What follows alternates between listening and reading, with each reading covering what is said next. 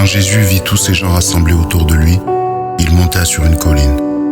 Il s'assit, ses disciples se rassemblèrent autour de lui, et il se mit à les enseigner. Il commença par leur dire : «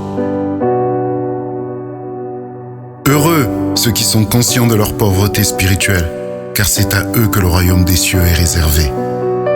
Heureux ceux qui sont dans l'affliction, car Dieu les consolera. Heureux ceux qui sont humbles et doux, ceux qui renoncent à leurs droits, car Dieu leur donnera la terre entière en héritage.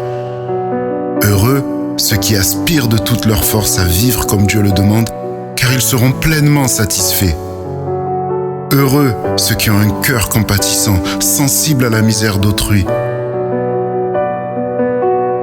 car Dieu aura aussi compassion d'eux. Heureux ceux qui sont sincères et droits, car ils verront Dieu.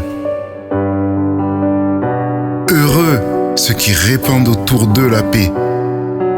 Heureux ceux qui sont opprimés pour avoir fait ce que Dieu demande, car le royaume des cieux leur est réservé. Heureux serez-vous quand les hommes vous insulteront et vous persécuteront, lorsqu'ils répandront toutes sortes de calomnies sur votre compte, parce que vous êtes mes disciples. Oui, réjouissez-vous alors et soyez heureux, parce qu'une récompense magnifique vous attend dans les cieux. Vous êtes dans la lignée de vos devanciers, les prophètes d'autrefois. Eux aussi ont été persécutés de la même manière. Ce que le sel est pour les aliments, vous l'êtes, vous, pour cette terre.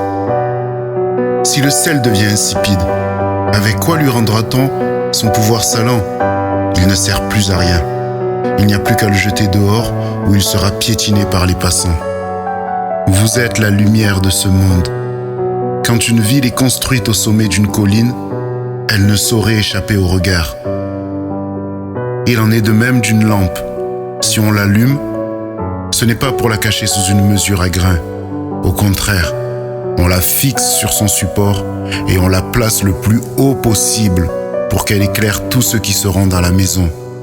C'est ainsi que votre lumière devra briller aux yeux de tous, pour que ceux qui vous côtoient remarquent le bien que vous faites et qu'ils en attribuent la gloire à votre Père céleste.